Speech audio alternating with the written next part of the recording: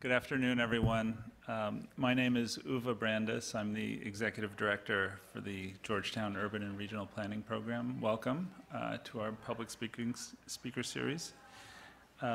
This is part of our inaugural speaker series for the creation of the degree program here at the university. Today, we're honored and pleased to have John McIlwain here with us. John is the Senior Resident Fellow and the J. Ronald Terwilliger Chair for Housing at the Urban Land Institute. John is a prolific author, a thought leader, author of many articles and white papers on housing policy issues. He's historically engaged in issues that others were unwilling to engage in. He was widely quoted and recognized during the financial crisis in predicting how housing ownership rates and rental rates would stabilize in the United States. He's now famously coined the term full spectrum housing as a broader definition of housing issues beyond affordable and workforce housing. He's served on many boards of advocacy and industry associations, maybe all of the boards. If you look at his resume, it's an incredible list of engagement. He has a very distinguished career prior to joining the Urban Land Institute, serving as Senior Managing Director of the American Communities Fund at Fannie Mae, and also served as the CEO of the Fannie Mae Foundation. He has experiences, very significant experiences, both at the federal level and at the state level in actually producing affordable housing. And it is a great pleasure to have him here today to discuss and really help us think about a topic that is just so important to communities, not only in the United States, really around the world, with respect to how communities are aging and what housing needs and really community needs go along with that. So, John, thank you for coming to visit us here at Georgetown.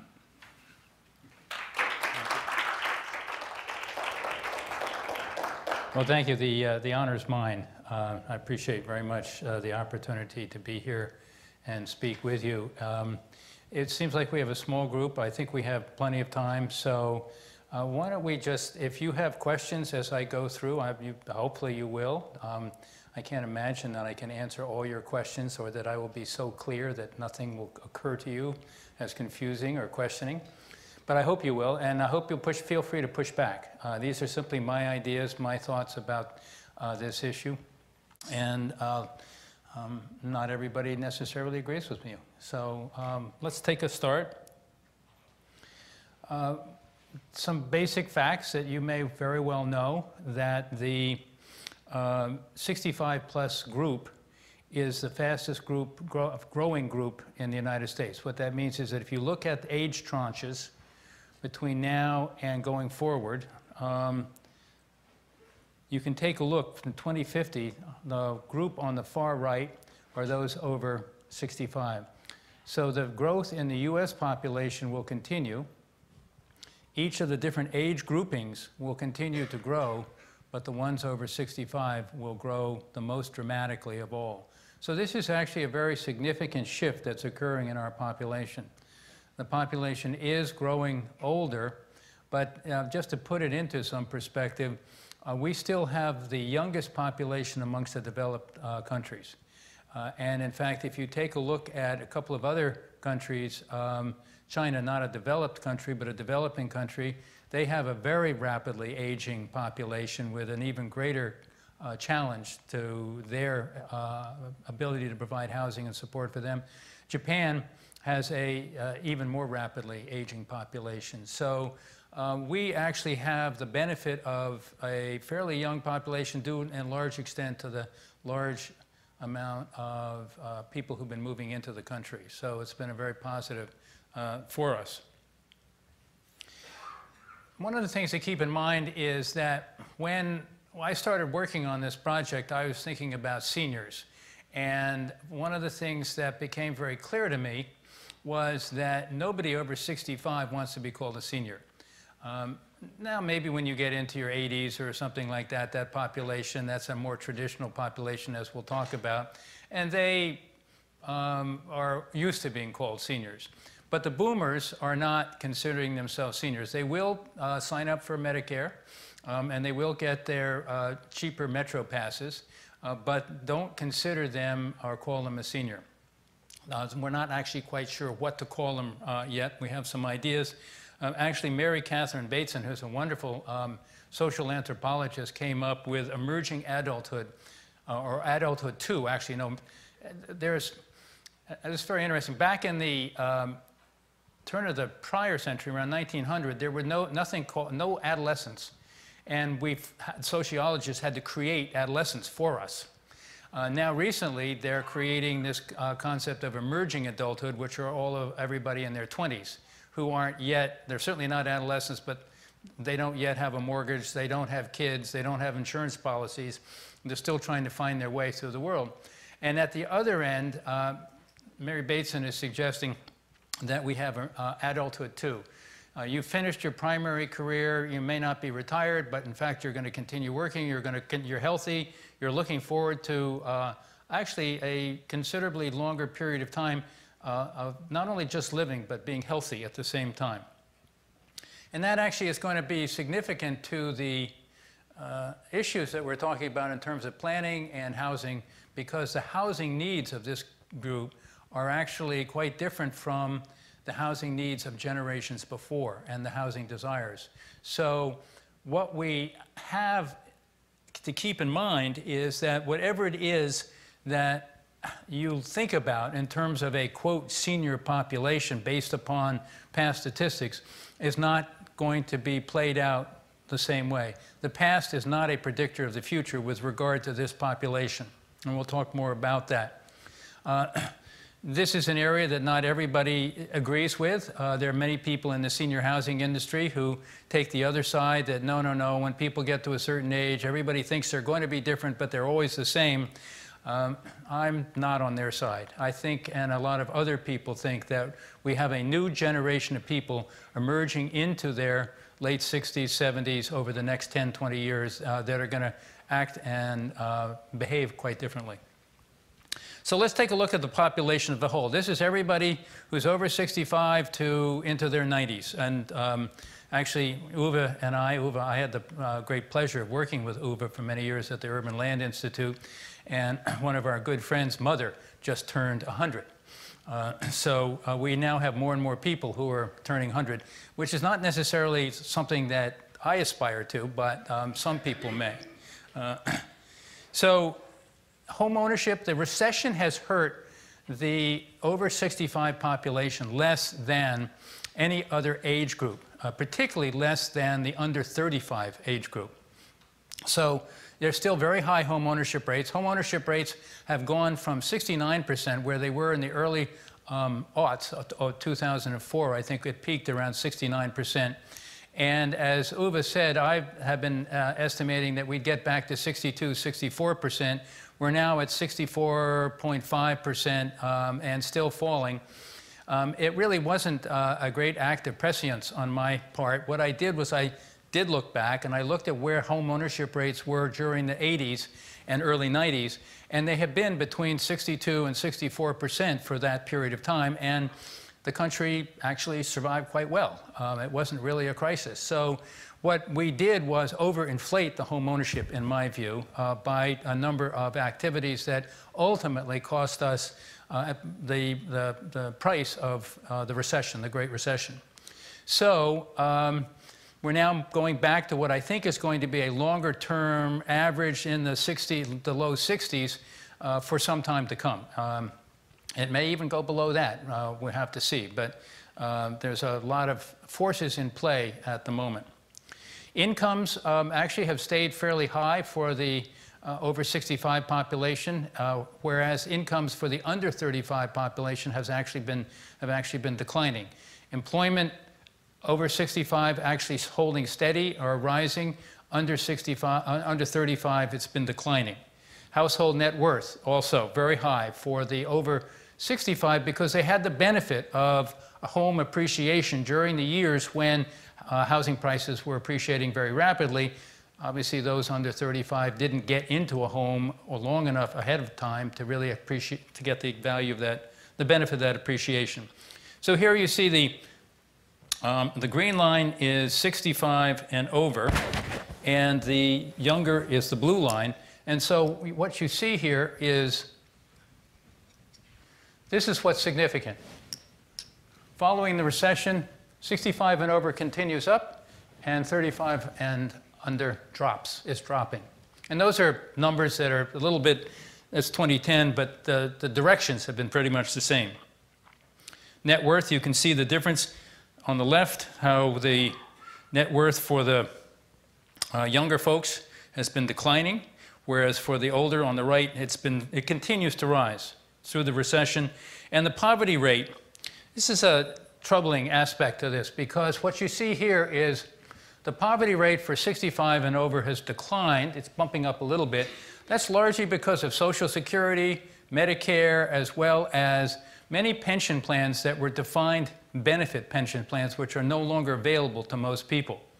Whereas here, the under 35, you see the poverty rate actually increasing, which is a fact that is going to play out over the coming decades as a tension, as a generational challenge between younger people who are seeing so many of their resources being used by the older population. Not that the older population doesn't have a call on resources, but the political tension between the two, I think, is going to be quite significant as we talk about things like Social Security, Medicare, child care, Pell Grants, all kinds of subsidies for education and things like that. So another thing that's quite different from the past is that we really don't have one generation over 65. It used to be when you turned 65, you were back, if you go back 100 years, you were in a very small percentage of the population. Your health was probably not that good, and your life expectancy was quite short. Today, when you turn 65, thankfully, your life expectancy is well into the 80s if you happen to have a white-collar job, you're educated, and you take care of yourself a little bit. And you're likely to be not only live into the 80s, but be quite healthy until just the last few years, months of your life. So instead, what we have now is we have the leading edge boomers. And what I did was separate the boomers into two groups, because they're actually quite different. The boomers are a 20-year span. And so right now, the older boomers are between 58 and 68, something like that. I've got the number right here, 68. The younger ones are between 48 and 58. So you can imagine they're in very different stages of their life. The younger ones are still at what you might call sort of the peak of their earning career. They're the ones who, they live in the suburbs, they have the kids are still either in high school or going to college. The older group, a lot of the kids have left home. They've finished paying for college, mostly. They still may have parents they're taking care of, but they're in a very different phase of their life as they begin to move into their 60s. Between at the 85 and over level, you have what's been called the greatest generation. These folks grew up, and we'll talk a little bit more about them, during the Depression and the war, and have a very traditional sensibility in politics. And then you have the silent generation, which is the one in between. That's the ones who grew up in the 50s, called the silent generation because theoretically we were politically inactive, the Eisenhower years. You all are too young to remember all of that, but we theoretically didn't have any political activities. Some of us, however, sort of got more active during the 60s. Some of us, and as we'll talk about, the silent generation actually straddles the boomers in terms of the leading edge boomers in terms of their activism, and that at the same time they're older ones who are much more like the greatest generation and more conservative. So we've got three groups, and each of them are actually quite distinct. So we'll start with the leading edge boomers, 58 to 68. This is the group that is really going to impact the change. It is the largest group that is going to move into this over 65 age group over the course of the next 10 years. And they're the ones who are going to have the most profound impact.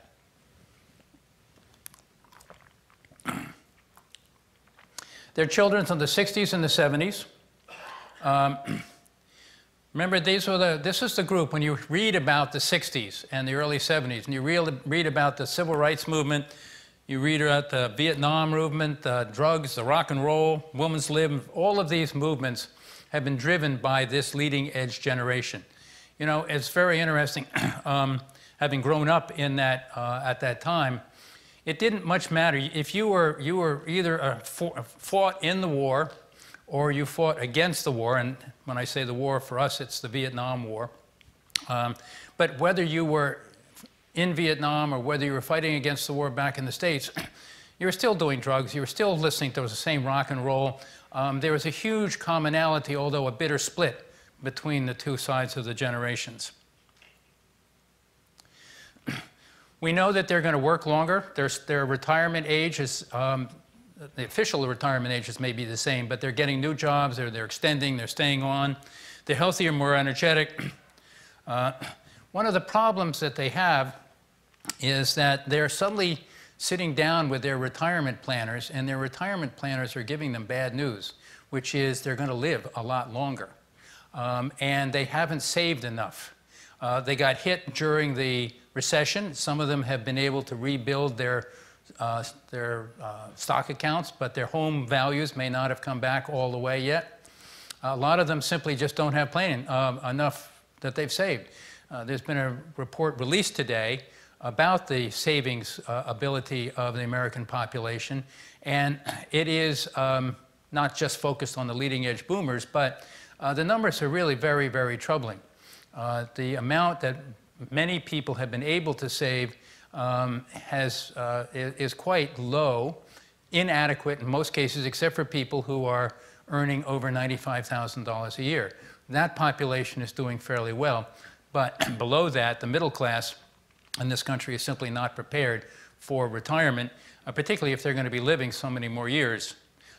Just keep that in mind when people start talking about Social Security and making sure that it stays there, or questions about changing Medicare and whether or not Medicare should be continued or not, because these are critical, going to be increasingly critical programs if we want to avoid having people living under bridges again, particularly mom and pop. So will they move? This is a big debate. The question is, when people hit 65 or 60 or late 60s, are they going to move, or are they going to stay right where they are? Many of them have been, this is one of the waves that moved out to the suburbs from the cities. So most of these people, a large percentage of them, have been living in the suburbs. They have large suburban houses. They've moved up several times. Now that their kids have left, some of them want to stay there. They love their homes. I remember when our son finally moved out, we decided, okay, now we have a little extra money, and why don't we fix up our home? Finally, it's one of the great ironies is you finally fix up your home and the kids finally leave. But we wound up instead moving downtown.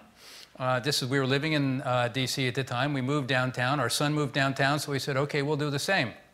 And while we miss our garden, we had a beautiful apartment downtown, and we loved it. It was great. It took us about a week to get used to it and to get over the garden. So, but this was a trend now that has been going on for 10 years or more, and it will continue to.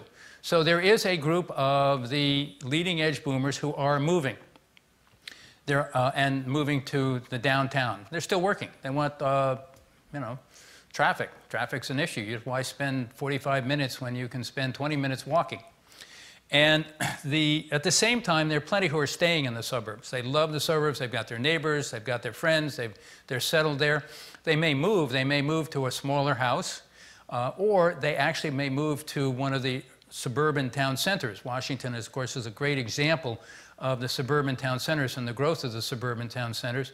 And so many of these leading edge boomers are moving into condos in Bethesda, Falls Church, wherever you happen to have that kind of growth. So the debate is, will they move or will they not? I'll just stay on that for a minute. There is a theory, and we'll talk about this again, that people want to age in place. And so whenever I say, you know, the leading edge boomers are most likely to move, whether they move downtown or whether they move to a suburban town center or they move to another city, other people say, no, no, no, you do the polls, the polling all says that everybody wants to age in place. And that's true. That's exactly what the numbers say. My argument, my assertion is that the two are entirely consistent, because it doesn't mean that they want to age in place where they are today. What aging in place means is that when your kids come and say, Mom, Dad, it's time for you guys to go into that senior housing over there. It's, no, wait a minute. You know, we want to get some in healthcare, home healthcare. We want to stay right here. You know, don't lock us away in an institution. And there's a very strong trend in that direction, resistance to moving into the senior health industry. We'll talk a little bit about that as we go through. Okay, so here's the 85 and plus. They grew up during the war, very much like past generations of people their age. Not much of a change there. One of the big change, the biggest change that this generation is having is they're living longer than previous generations. More of them are moving into their late 80s, more of them are moving into their 90s, into their late 90s, and as our friend Maureen's mom, into 100 and plus. This is having a major impact on healthcare costs and on the cost of the senior housing facilities where they're living, because frequently the financial model is for a turnover at a certain pace, and that's not happening. People are living longer.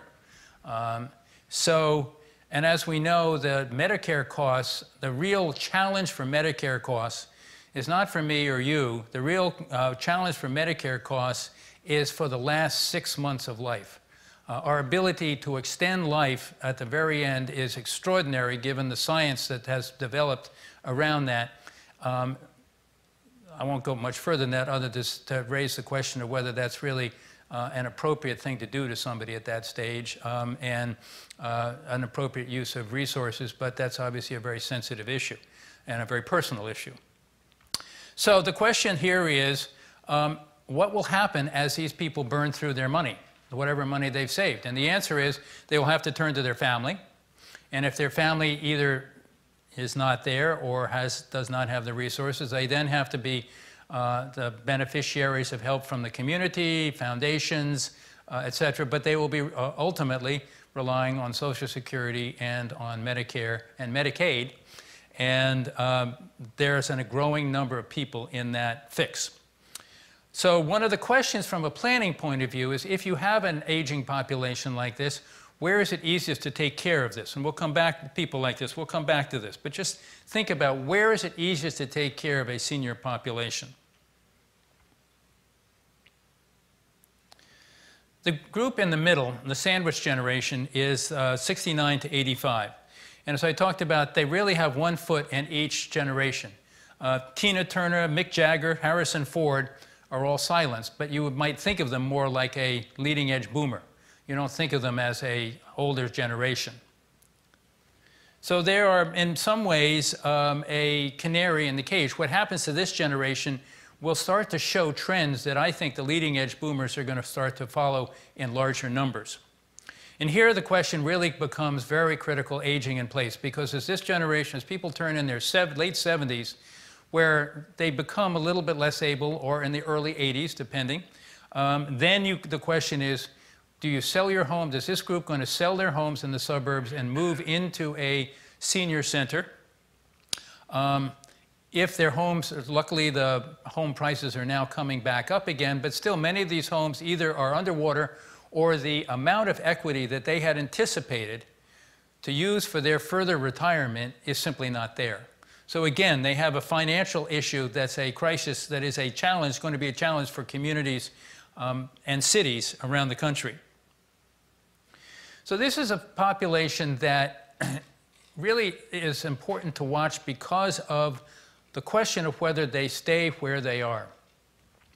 And this is where the question of, you have somebody who is in their late 70s, early 80s, how long do they drive? Now, in 5, 10 years, that may not be a problem because we'll have driverless cars. That's actually something that we've been studying a lot at ULI, and you may smile, but we actually do have driverless cars now. And they are driving for thousands of miles successfully, and they have a lower accident rate than human drivers do. And actually, one of the biggest dangers they present is that when you're driving along and you look and you see a car driving by you and there's nobody at the wheel, people tend to drive off the road. So get ready. This is actually likely to happen. It's going to have a profound impact on land use patterns in all kinds of different ways that we don't have to go into now. We don't have time for, but it may be one of the answers that makes it possible for people in their 70s and 80s who should not be driving, but who are driving now, to be able to continue to live in the suburbs because they'll have a driverless car. Maybe it's 10 years from now. The point being that if you don't have some way for this population to get out, they become isolated. You've got to deliver health services and other kinds of services to them. That's a cost of transportation and time. They have to come drive to the senior center, or somebody has to drive them to that, or to the hospital, or to the doctor. Somebody has to provide them with food. And study after study has shown that the more isolated people are as they are aging, the less successful their health outcomes are. So the suburbs is really not the best place for this population. This is why more urbanized, walkable neighborhoods are actually places that are healthier, not just for younger people, but for people in their 70s and 80s. And by the way, if you're thinking about going into redesigning a senior center or a senior housing community, locating it in an urban environment, even though that's more expensive and difficult to do, means that you can provide a quality of life that's very much like living in an apartment building, where people can simply walk around the corner to a restaurant, can walk out to stores and do some shopping. All of a sudden, they're in a mixed income community. One of the things that we've been studying separate from this is the whole question of intergenerationalism. The connection between the leading edge boomers and their kids is much closer than between the leading edge boomers and their parents. It's very interesting. The boomers really were a rebellious generation, and the millennials, the echo boomers, is an evolutionary generation. They're coming up with new ideas, they're coming up with new things, but they're not rebelling against their parents, and actually from time to time, they occasionally are actually listening to their parents, which was something when I was growing up, you never admitted to doing. So the idea of intergenerational living now is actually much more prominent. First off, there's a pressure because of finances, people living together with parents or with kids, etc. But also, as this generation moves into, as the silents and as the leading edge boomers move into their senior years or older years, they are less and less interested in being isolated in communities with people just of their age. One of the things that's been happening is the 55 and plus suburban communities, suburban developments, are having to go back to their communities and get permission to change the restrictions. One of the reasons why there are so many 55 and plus developments, or why there were so many were being developed, was it was a lot easier to get approval from a local planning commission. Why? Because we're not going to have any kids. We're not going to put any pressure on your schools. So it's not going to cost you a lot of money. You're simply going to get tax dollars, and they'll pay into the school, they'll pay school taxes, but there won't be any kids. And they don't, they don't create crime, there's no problems. You have to go back now. A lot of these communities are going back and saying, well, we don't, we've sold half of the units, but we've got the other half and we haven't been able to sell, and if you could remove the restrictions, then we could actually fill out what is now going to become a vacant half slum. And communities are starting to do that.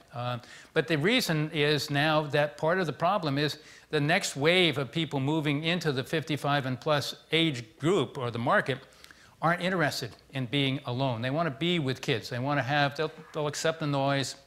But there's something of value in having young people and older people living together. In fact, there are studies, I haven't seen them, but I'm told, because we're working on a paper, and I was actually asked this question today of the team that's working on it, do we actually have research that says it's healthier if you live in an intergenerational community? And they assure me that we do.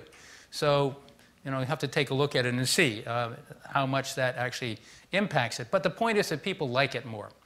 And so if you develop senior communities in urbanized areas, you ought to all of a sudden have an intergenerational community. It's almost impossible to create an intergenerational senior community, because even when you start a new senior housing development and you bring in everybody in their 70s, say, they all stay there. And then they get in their 80s and their 85s. And as one manager of a senior facility, we walked around and it was clear that the ages were in their late 80s and their 90s. Said, well, wouldn't you like to have younger people? He said, absolutely. And I said, well, what would it take to have a younger group of people moving in? And she was very clear. She said, we have to have younger people in here to attract younger people. So you're really caught in a catch-22. The average age of people moving into a senior facility nowadays is around 85, 86. Used to be in the 70s, but it's moved up, and that's a sign, again, of that resistance to institutional living. So the question is, how do you design new senior housing facilities that are less institutional feeling, clearly stylish, clearly making them environmentally green, putting them in walkable neighborhoods, all of the things that are looked at. There are some now interesting models where people are building a senior housing facility next to a market rate facility so that the two actually create an overall community, even though each of them is developed somewhat separately. So let me finish up by talking for a few minutes about the role of government here, because this is something that the private sector, while it is very deeply involved in it and is looking to make, obviously, great gains from building lots of senior housing, building lots of housing for the leading edge boomers when they move and all of that. The government this is going to be critical to governments, particularly local government. So since everybody's going to live longer, the question then is, if you're in an urban government, what do you do to facilitate the ability of people as they age, as your population is aging, as more and more people enter the 70s, 80s, and 90s? What can you do to facilitate their quality of life and make it more attractive and healthier? Well, what's starting to happen now is a development of areas in cities that are specifically designed for people in their 80s, where the buildings, where the community gets together and the businesses get together, and they make sure that they retime the lights. There's a section in New York City where they actually slow down the traffic lights so people have enough time to get across. Slowing anything in New York City is kind of an oxymoron, but somehow they've been able to convince people to do that. Most New Yorkers think, you know, if you're old, you still got to dodge the traffic. You know, good luck. Other aspects of this are that stores agree to put benches outside, that the buses are handicapped accessible, transportation issues, things like that. There are a whole series of things that are being done. And actually, the World Health Organization is working with cities around the world and has a whole series of recommendations for cities to adopt these kinds of things. Parks, making sure the parks are safe and clean. That's good for everybody. It's not just for the seniors, but those kinds of things. But what about, so you have, what about in more suburban areas or less, either suburban areas or less dense parts of a city? Well, clearly you need senior centers in the classic sense, but they need to be redesigned. They need to incorporate a lot of new kinds of skills and trainings. For instance, many people in their 60s and 70s are starting new businesses. And so you need a business entrepreneur training. You need computer training, technology training. Virtual villages. One of the first virtual villages in the country was started just a few blocks from here on Capitol Hill. And what a virtual village is an organization which is, to a large extent, volunteer supported. Generally, there's a coordinator, there's some money coming in from either a philanthropy or from the city. And what they do is, as you get to be older, your kids are away, and you need some work done on your house, they will tell you, they will get you and put you in touch with a contractor who's been vetted, who's trusted, who knows how to do that, a handyman, a handywoman. If you need a ride to go to the doctor, they can arrange for a ride to the doctor. If you need whatever the kinds of basic services that people need from time to time, that they would normally have gotten in a small rural community from their neighbors, they can get from this organization. So these are growing up around the country. Zoning. Zoning is particularly important because, and building codes. One of the things that people are doing is taking over larger suburban homes, refiguring them to become a home for 5 or 6 single senior people with some level of support, cooking, healthcare, coordination, and the like. Also allowing the grandmother units in back or downstairs in the basement. This is always very controversial because when we lived out in Chevy Chase, people always had people living in the basement, but that wasn't allowed. So as long as your neighbor was friendly to you and brought you a pie every now and then, you didn't call the local zoning board. But it still, at the same time, provided very important housing, affordable housing, and now some communities are beginning to rethink this and actually allow for this kind of housing under certain circumstances. So another big issue, of course, is if people are going to be living into their 70s and 80s in their homes need to be retrofitted. Frequently, stairs need to be replaced by elevators or by whatever the machines are that take you up and down stairs. Bedrooms need to be refitted. Grab bars need to be put in place. All kinds of retrofitting needs to be done. If people are handicapped and in a wheelchair, door widths are generally inadequate in older homes. So the question is, can you refit the home to accommodate that? This is expensive. Where does the money come for this? Are there nonprofits who are in a position to really do this at the level that it's necessary to do it? And then finally, the property tax issue. In many communities where there's gentrification going on the one hand, the value of the home is going up, so that's great. If you've been living there, you get the benefit of that. But if you are a senior and you don't really intend to leave and you want to stay in that home until you die, the benefit of your growing equity is offset by the higher cost of taxes that you have to pay because of the increased value.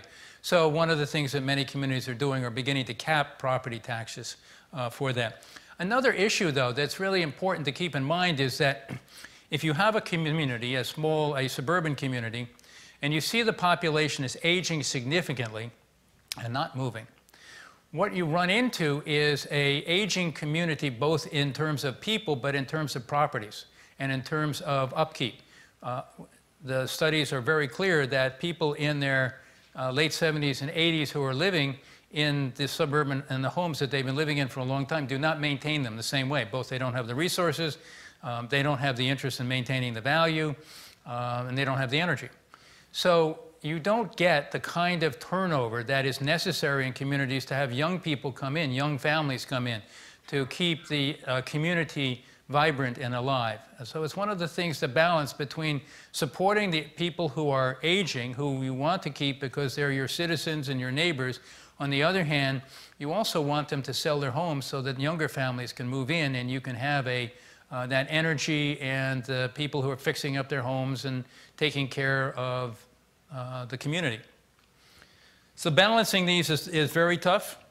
And finally, the real fact is that the federal government does not have the financial resources to provide the kinds of affordable housing for the senior population that we have, where the federal resources for housing are declining. And there's, at least at the present time, doesn't look like, nothing that I can see within the next 5 years or so at least, where we're going to see an increase in housing subsidies, particularly for the seniors. Even though seniors are a more attractive draw for housing subsidies than families, politically, it shouldn't be that way, but they both have a call. But even though politically senior housing has a more popular, those subsidies are going down or declining as well. And they're not likely to increase anytime soon. So the federal government's not going to be able to provide this. State governments have limited resources and local governments have limited resources. We are moving into an affordable housing crisis in this country of significant proportions. I don't know how bad it's going to get before we wake up to it, before we actually can start to put some money behind this, because ultimately affordable housing is about money. There are lots of ways of providing affordable housing, lots of ways of subsidizing and bringing the subsidies in. Some work more efficiently than others, but that's at the margins. Ultimately, it takes billions and billions of dollars to really provide the kind of support that is needed. That's not going to be available anytime soon. So local governments are going to have to scramble. They're going to have to find ways, like the rezoning, to allow for grandmother units, et cetera. They're going to have to try to find other alternative ways to provide people with housing that they cannot afford on their own. So that's going to be your challenge. You're supposed to figure that out, and I think everybody, that's the final exam is the answer to that, isn't it, Uwe? So, anyway, thank you very much.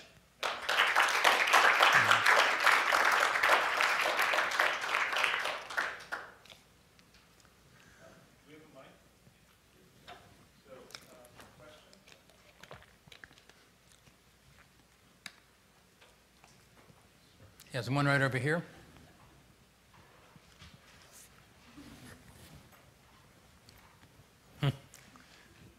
My grandmother was my hero, so this issue is very important to me. What do you think about the low income? Because when you had the data up there, and I may be wrong, but I saw 170,000 a year for seniors in the population. So my question is specifically, for the lower income range, for the low to medium income seniors, what has your research shown you about them and their housing needs? Is it the same? Is it, well, what's the ranges? The numbers that just came out today, which I haven't seen, I heard about it, are suggesting that people who are making in their 30,000, 40,000, most of them, over half of them, have, I think the number, if I get this right, less than $10,000 saved up. And the fact of the matter is, the lower down you go in the income scale, the less resources, obviously, that people have. They don't have the money to save. They also don't have the educational, financial education in terms of saving. They may not have had the jobs where they had an employer matching program or employer saving program. So the challenge for people in middle income, lower income ranges is going to be A, can they work longer? B, can their families support them? This is one of the reasons why so many people in their 70s are moving back in with their kids who happen to be in their 50s. Sometimes that's a happy thing, sometimes it's a challenge. We live 4 blocks away from our son and daughter-in-law and granddaughter, and we have carefully, over several years, negotiated boundaries. But that's about as close as I think that the two can get. So that's the challenge. I mean, you really nailed it, because the question is, what do you do with your grandmother and your parents or whoever? These are people who have a call upon us, emotionally as well as financially, because they helped us get to where we are today. But in terms of a societal challenge and a government challenge, we have decided, for reasons that I'm still not clear of, that we're broke as a country, that we don't have money. I would argue that that's not actually the case. That's a whole other debate, that we have a lot more money than we think we do. We're still the wealthiest country on the planet, and yet we have decided that we need to cut back on essential things like housing for people, not only housing for people who are in their 70s and 80s, but housing for people who have kids and who are still growing. So that's not an answer to your challenge. You're going to have to, I think, help your grandmother. I hope you do. Yeah, well, she passed away. Oh, well, okay. That's all right. But yeah, she didn't want to leave her house either. We had to fool her to come from Atlanta. We had to fool her to get her to come from Atlanta to Baltimore by telling her my aunt was sick. you know, and then, you know, while she was here, we were selling a car and we were selling a house. And this was a woman that started working at the age of 14 to work in cotton fields, got her GED when she was 68, and accumulated more wealth by cleaning an airplane than I will ever know how, you know. But I know so many people, like even my mom's, who I think is in a 65 or somewhere like that, and my role models in the communities, that's 91, all of them live alone. Yeah. You know, but there isn't the, as you said, and I think you nailed it, as far as the lack of subsidies that is going to be available to support that population specifically. It's almost like you need a low-income housing tax credit just for seniors. Yes. You know, and then another one for low-income families. Maybe we can get together on that legislation. No, you're absolutely right. Yes. I was going to ask a little bit about the private developer side of things. I, too, well, my grandmother's still alive, but I have an amazing grandmother, very, very active. She, about at the age of maybe 92, I think she was feeling a little isolated where she was. She was in a city, but kind of a suburban neighborhood of a city. And one of the things that was really hard is in finding her, you know, a place to be. We found some place in the city, but it actually isn't really connected. It's still very, very isolated. I mean, she basically moved into it and she doesn't do anything. She doesn't know anybody. She's not interested in the, you know, volleyball balloon activities. And so she just waits for people to pick her up and, you know, and take her places. And she, you know, she used to walk a lot and that sort of thing. So I guess what is causing why are we not seeing these sorts of developments being built? What's happening on the private side? What do they think these people really want? Well, that's a great question, and the senior housing industry is actually struggling with this actual question because they are acutely aware of the resistance to institutionalization that they're seeing in their prime market. A couple of things. First off, moving into a senior housing community when you're 92 is really a tough one because it's really, it's harder, the older we get, the harder it is to build a new community. So on the one hand, we want to hang out with our friends as long as we can, and then finally we have to move in this new community, and I don't, you know, they're all old people. I don't know who they are. You know, I don't want to spend time with them, you know. I mean, it's a double bind, and it's a sad one. What the senior housing industry is doing in terms of trying to make these places more attractive is some simple things, you know, white tablecloths on the, so it's no meal hours, you can come and go. That's not, turns out, really being that helpful. Some of the fancy ones are opening up restaurants that are open to the public, helps some. But, you know, people, we're pretty sensitive to what's an institution and what's not an institution. I think some of the more successful ones are the ones in the really urban neighborhoods. And of course, as you point out, there's urban and there's urban. And the difficulty is that you're talking about infill development. Infill development is harder, longer, and more expensive than any other development. Why? Because first off, you have to find a site. Frequently, you have to tear down a building, or you have to remediate a vacant site, a parking lot, a gas station, or what have you. Those are added costs. You are building in an already well-established community. What that means is you're fighting local opposition. Even though you're saying, look, we're creating a place for your grandmother. Isn't that wonderful? These are nice old people. They're so sweet. They're going to be great. They're going to sit in the library. They're going to help out with daycare. They're going to do all this stuff. And the community says, that's great.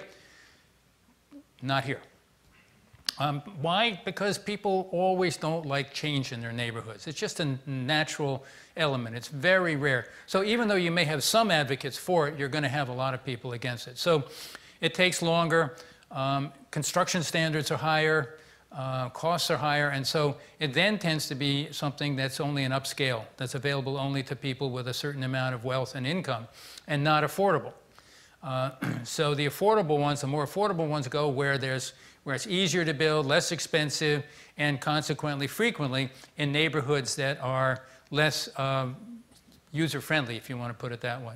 Yes? Can I just add, sorry, one thing to that is Are they afraid that there might be some sort of liability if they allow the residents to walk down the street and either get lost or get hit by a car? Because even with some of the infill stuff I've seen in DC, there seems to be this sense that the seniors need to be picked up, you know, at the front door. And I just wondered if that was a liability concern.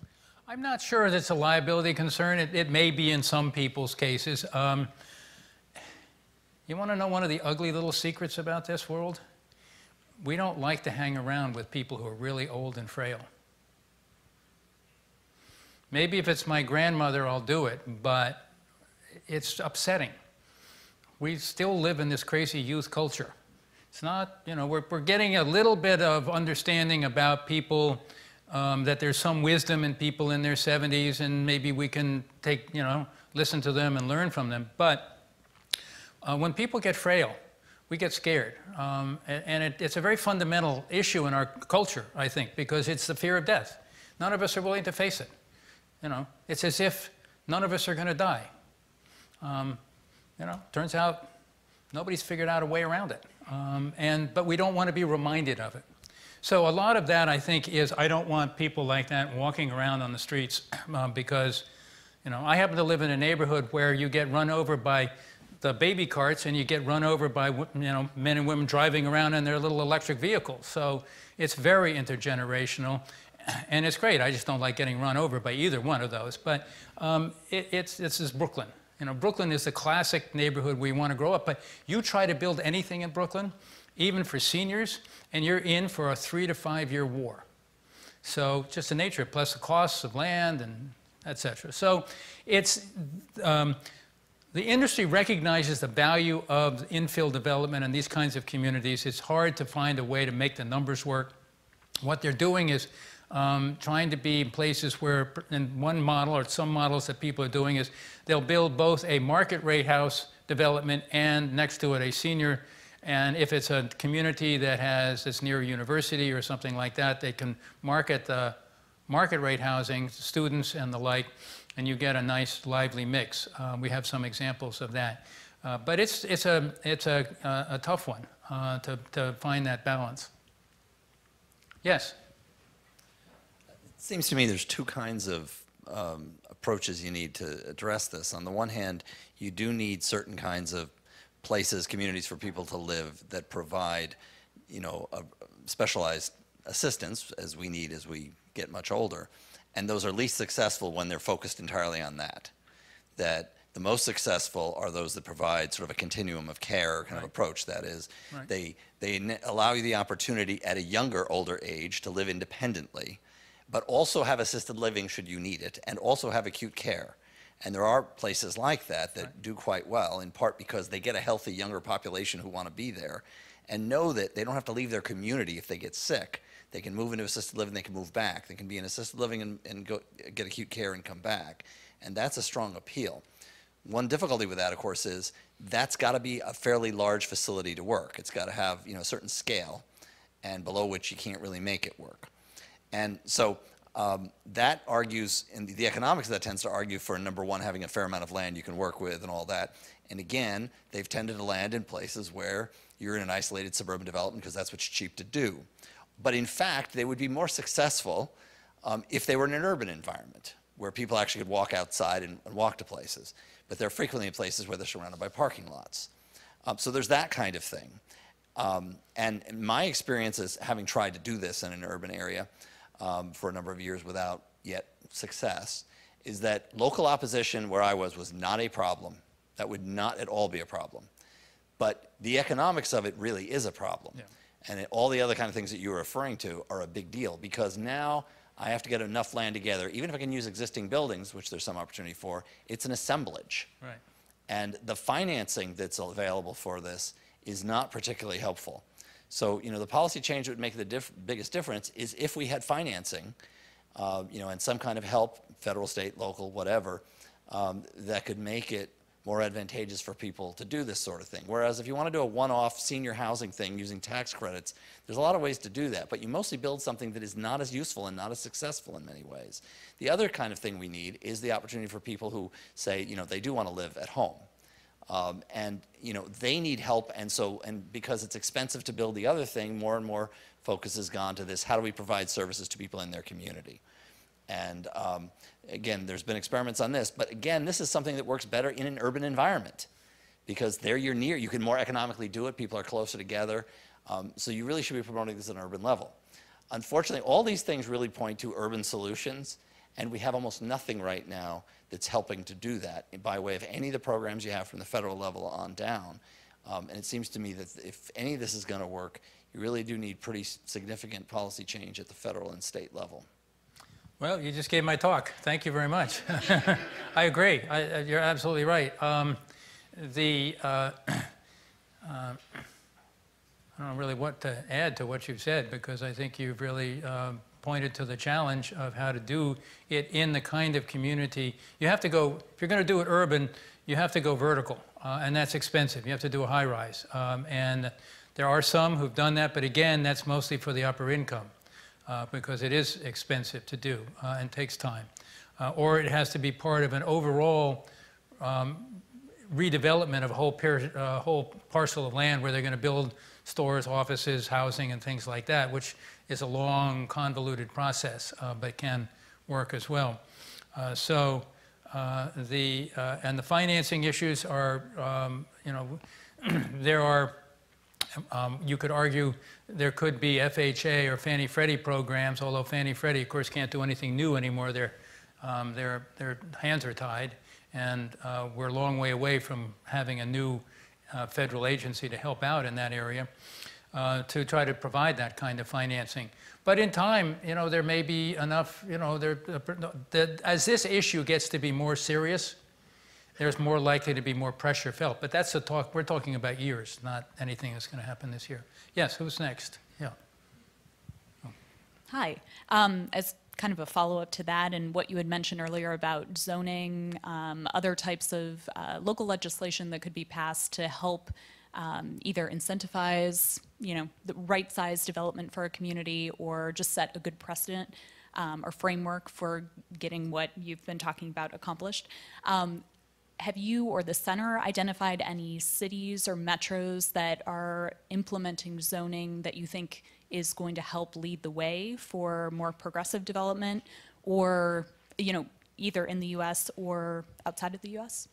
Well, I think there are some cities, I'm sure there are a lot more than I know about, but cities like Seattle are trying to make some changes in their local zoning. Atlanta is taking a look at some of the ways that they can support seniors or older people in their suburban communities. So New York City has been looking not so much at the zoning changes, but at ways to provide for neighborhoods that are more elderly friendly, places like that. I don't really have, I think there are a number of communities that are exploring the grandmother flats to allow that. It's controversial, but more of them are getting, are showing up in different places, people advocating for them and actually getting passed. I don't have a list right now of which communities those are. But I'm sure either Google knows, or one of the senior housing advocacy groups may well have a group on the AARP, something like that. So, by the way, just one other point. You know, one of the things in terms of models for the comment you made about supporting seniors in their homes, there is at least one, and I think there are more, of the major senior housing providers who are now doing, have an additional service where they do that outreach and that care for people in their homes. So you can either work with them to be supported in your home, or you can move into one of their communities. And some of the major health centers, medical centers, are beginning to do that as well. So that is actually becoming more common, and more resources are being devoted in that area. Yes? So just going off of a few facts that you mentioned, that intergenerational programming, or whatever can happen that's intergenerational, is good for people's happiness, if not their health and wellness. And also that the government, whether it's correct or not, thinks we're strapped for cash, so it's housing and social programs. and also that all three of these generations, especially the boomers, are working longer. Are there any models, or do you think it could be a model for an affordable housing unit that would be intergenerational, whereas a cost-saving measure for social programs and also for the older individuals who are low income living there, they would have lower rent in exchange for providing services, childcare, and would have to be certified or something like that. So you'd have that sort of village model, but it would be intergenerational in nature. And even in a more suburban setting, there would be that connectivity where they would have social interactions and wouldn't necessarily need to leave their facility to get that. There are very few of those that I've seen. I have seen it, though, where it's showing up is in the co-housing movement. Co-housing is it's very much like cooperative housing, except that there is an effort to bring people together in a community. You have to cook together once a week and come together. And they're creating intentionally intergenerational co-housing communities. It's a small movement. It's not a mass movement. It takes a fair amount of intensive work to get a co-housing community to work and then to keep it working. And the next question is, can you keep it intergenerational? So there, obviously, the issue of having the grandmother take care of somebody else's kids for daycare, and or just read to them, or play with them, or color with them. Just that value of growing up with somebody who is in their 70s and 80s. There's a great value just in that, in my view. There are some developers who have developed kinds of properties, subsidized properties, with that in mind, by putting the two properties next to each other and then having the social service coordinators actually try to match people like that, get some of the healthier seniors to help out in the daycare and things like that. I don't know if they actually get a cut on their rent or anything like that for doing that, but they get the benefit of hanging out with little kids, which is a benefit in itself, as long as you don't have to take them home, So, but there's a lot more thinking that's going on about that, but it's really one-offs rather than as a program. John, in today's New York Times, there's an incredibly poignant photo essay that compares life as a kind of a retiree in Fairfax County, Virginia, to, I'm forgetting the name now, but one of the rural counties in Virginia. And I mean, it hits you over the head, the differences in what life would be like in each of these communities as an elderly person. One of the things that really struck me was just the basic access to healthcare and how that actually happens within a community. And then another is assumptions that we all make around the livability provided by community facilities, whether it's a public pool or a recreation center, places that are public facilities that seniors naturally gravitate to as a way of forming community. So you see this incredible bifurcation of communities that people can afford to live in and communities that people naturally have to gravitate towards because of the economic squeeze in their wallets. I'm wondering, you had it on one of the slides, but I'm wondering if you'd just kind of reflect a little bit on this naturally occurring retirement community phenomenon, and how the existing building stock, not new product, but how the existing building stock kind of factors into all of this, particularly with the dire economic trends.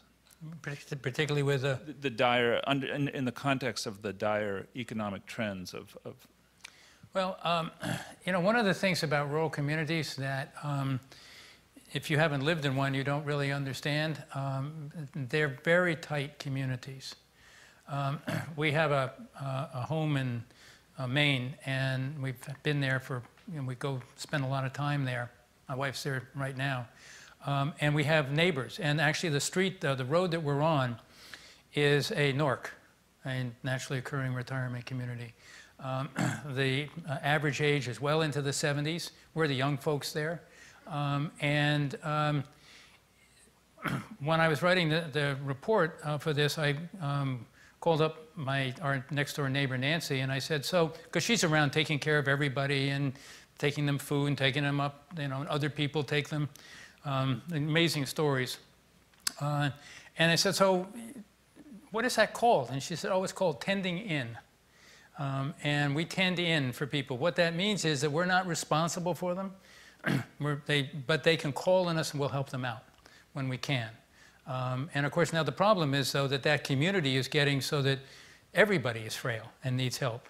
And there's not an influx of young people, except people like us who live somewhere else and just come for this, you know, for periods of time. Obviously, we help out when we're there, but the tightness of a rural community is really quite striking. It's also true, by the way, my experience, that's also much more true in low-income communities. Low-income communities tend to be much more, have much more social capital, partly because they need it.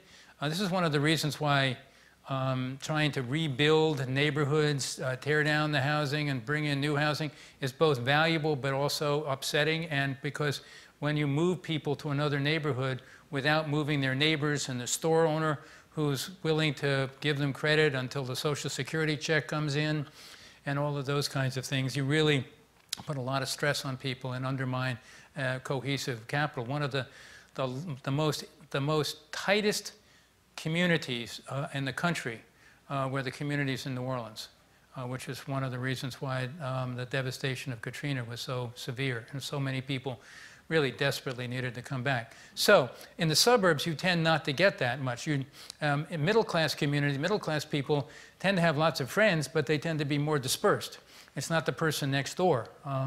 You may know your next door neighbors, but you don't have the same interaction on the people down the street. So the question of using the housing stock, this gets again to that question that as a population ages, the needs of the housing that they have change. First off, they may be in a big house that they don't need, nor can they maintain or manage. And so how do you, you know, it would be wonderful for them to leave so that a young family can come in and take advantage of the house and the bedrooms and the backyard and all of that. Or other elderly people come in and share the house. But even if they're going to stay in a house, and if it's size appropriate, frequently it wasn't designed for people who were frail or handicapped. This is one of the reasons why universal design, it's a very quiet movement, but a very important one, and should be a lot more attention should be paid to it. What it really means is that every house should be designed in a way that can be made accessible to people who have physical challenges. And that means that the door frames are the right size so that you can roll in. The bathrooms have turnaround space. If you don't have grab bars because you don't like the thought of grab bars, the walls, though, are studded out so that you can put in grab bars. Things like that, that you can replace the tub and put in a tub that people can get into. So that and that you have heights, counter heights that are maybe lower than what I would feel comfortable, but from a wheelchair that become appropriate. All these kinds of things in universal design so that you can live in the house as a person without challenges, but when you do get challenges, you can make the house, change the house more easily. We're a long way away from building homes like that, but building codes should really be thinking more and more like that, and they are. More and more building codes are talking about door widths and turnaround spaces and things like turnaround distances and things like that. But that's something there's going to be a lot more pressure on. Then the final thing is you need to have programs like Christmas in April, where volunteers come in and do not just the energy efficiency work that's so important, but also help make homes accessible, fix them up, and the like. Either a program run by a local community or by a nonprofit. But that upgrading of the stock and changing the stock is critical. So, and there's money to be made in that too. I mean, there are businesses to be done. I don't mean to be greedy capitalistic about it. I mean, that's good. You know, people can have a viable business doing this kind of work, and that's important to have viable businesses in this area. Okay. Oh, one more. Yes. So I think that in America, a lot of people choose continue to work after they retire. While in China, the retire age is much younger than America. I think for men is 55, and for women is only 50. And very few of them choose continue to work. And the government kind of They encourage. can, just so I understand, they can retire at 50 or 55? Yeah, that's the official retire age. Yeah, and the government kind of encourage of that because they want more young people to have the job opportunities. So I want to know what do you think of this difference? And I know probably there's no right or wrong answer, but which way is more better for urban development, you think? Well, that's an interesting question between retiring at having a forced lower retirement age so that you get more people, more jobs, create more jobs for people, younger people. That is a challenge we're having in this country because so many of the people in their 60s and 70s are staying at work and not opening up positions to younger people. I don't think it's at crisis levels yet, but it is one of the reasons why younger people are having a harder time finding jobs. I'll have to disclose, I'll tell you, I'm 70. So for me, the idea of retiring at 50 or 55 is silly. You know, when I was 50 or 55, you know, I was rocking and rolling, you know. Right now, I've got 3 part-time jobs. I'm having a ball. Why would, you know, you tell me I have to stop? And, you know, I'm blessed in that way. I've got good health. My brain's still working. People are still willing to listen to me. It's actually, you know, it's healthier. So the way you keep the brain working is by keeping it working. So I would not be, I think that's, if the people who retire officially at 50 or 55, and you did say officially, are able to continue working and find other things to do, the other part of it is that if the government makes that requirement, the government clearly has to be committed to providing then enough retirement income. And the government, as I understand it, you know better than I, is not in a position to do that. The government of China is financially wealthy as it is. It's still very strapped because it's a country that is evolving very rapidly. And it doesn't have the money to support everybody for the next 20 years and provide them with housing. They're having a shortage of housing, senior housing. And tradition was that kids would take care of the parents, but in so many cases there's only one child. And they're working. And now they've got 4 grandparents in their 50s, and I'm supposed to take care of all 4 of these. You know, we can't do that. So I think that my own personal view would be that it's important to find a way to let people continue working at things particularly that they want, and that's maybe part of the challenge. If you're working in a factory or if you're working in heavy construction, you age a lot faster, obviously, than somebody who does the kind of work that we all do here. That's one of the challenges in this country, by the way, just as an aside, when people say, well, why don't we extend Social Security and Medicare to an older population, 67, 68, 69, people keep working, they're healthy. Yeah, they're healthy if they happen to be middle-class, white-collar people. But if they've been cops, if they've been, you know, in construction, they've been working hard physical jobs, by the time they're 65 or 66, they're not in a position to keep working. They need the health care and things like that. So that makes it very complicated in this country. But I think that I don't have an answer for what the policies of China should be. I think people should be allowed to work longer.